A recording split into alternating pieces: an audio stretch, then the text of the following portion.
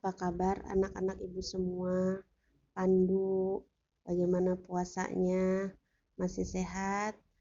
Lalu ada Robi, ada Intan, bagaimana kabarnya? Lalu yang tidak disebutkan juga, apa kabarnya? Untuk kali ini ibu awali materinya yaitu tentang data dengan Assalamualaikum warahmatullahi wabarakatuh. Untuk materi hari ini Selasa 20 April 2020 kelas 8 MTS Syahid Darul Mukminin, yaitu materinya tentang data. Data ini ada di buku paket kalian halaman 252. Halaman 252 ini banyak materinya, tidak tidak terlalu sulit, yaitu hanya menjelaskan apa itu perbedaan dari data, dari datum, lalu jenis-jenis data, dan cara mendapatkan data tersebut. Yang pertama yaitu perbedaan istilah dari data dan datum. Istilah data dan datum sudah dijelaskan dalam buku kalian, yaitu datum adalah informasi atau fakta tunggal dari objek yang diamati. Untuk data adalah informasi keseluruhan. Jadi apa sih maksudnya? Nah, ini bisa Ibu jelaskan di sini. Yaitu apa yang disebut dengan datum? Ibu tuliskan sebuah angka, nih ada 4 angka, 75, 70, 73, 80. Ini adalah dan 85 ini adalah angka nilai matematika yang diperoleh oleh 5 orang. Ya, ini adalah nilai matematika. Lalu, angka ini, kalau satu angka ini disebut dengan datum. Nah, angka 70 juga disebut dengan datum. 73 juga datum. Lalu ini pun datum. Dan yang terakhir 85 juga disebut dengan datum. Jadi datum adalah angka tunggal dari sebuah data. Lalu apa bedanya dengan data, Bu? Nah, kumpulan datum ini ya, kalau kita gabungkan datum yang ada, maka disebut dengan data. Jadi sekarang sudah paham ya apa itu perbedaan datum dan data. Datum adalah informasi atau fakta tunggal dari objek yang diamati. Jadi cuma satu angka disebut datum. Sedangkan kumpulan datum ya disebut dengan data. Sampai sini paham? Kita lanjut sekarang dengan jenis-jenis data. Jenis-jenis data. Ya. Yang kedua yaitu jenis-jenis data. Apa jenis-jenis data?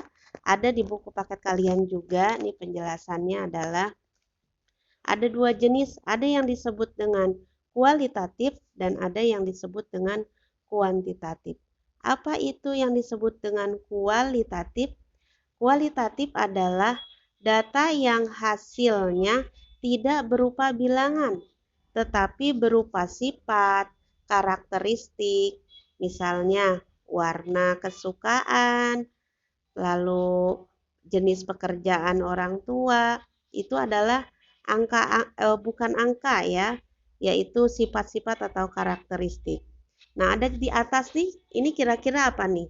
Ayu sukanya IPS, Wibi sukanya matematika. Maka data ini disebut dengan data kualitatif ya.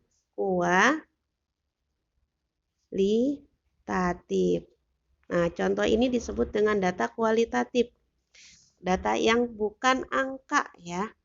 Dia berbentuk sifat. Lalu ada lagi yang disebut jenis data dengan data kuantitatif. Kuantitatif adalah data yang hasilnya berupa bilangan. Misalnya luas kebun, tinggi siswa, nilai siswa. itu adalah kuantitatif.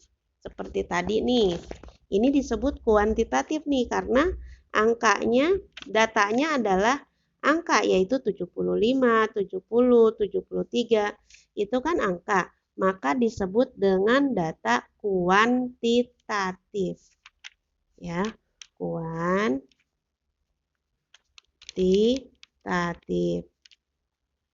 Paham sampai sini jenis-jenis data? Ya, jenis-jenis data itu ada dua, yaitu data kualitatif dan data kuantitatif. Bedanya cuma sedikit ya, ada N-nya dengan tidak ada N-nya. Jangan terkecoh. Lalu yang ketiga adalah cara mengumpulkan data tersebut. Ada beberapa cara.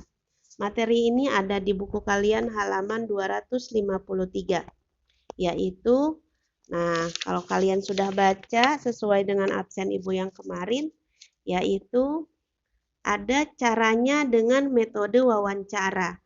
Kalau metode wawancara berarti ada seorang narasumbernya dan yang mencari datanya disebut, metodenya disebut dengan metode wawancara. Wawancaranya mengenai tentang apa saja bisa, yaitu berarti ada sumbernya ya, sumber orang yang diwawancarai. Datanya hasilnya dari orang tersebut. Lalu yang kedua yaitu metode angket. Nih metode angket. Metode angket itu ada sebuah alatnya ya, alatnya berbentuk angket. Pilihan yang diberikan nanti akan diolah oleh si pencari datanya, yaitu dengan metode seperti itu disebut dengan metode angket. Yang ketiga yaitu metode pengamatan. Apa itu metode pengamatan? Biasanya orang yang sedang dicari datanya tidak diberikan informasi bahwa dia sedang diamati untuk menghindari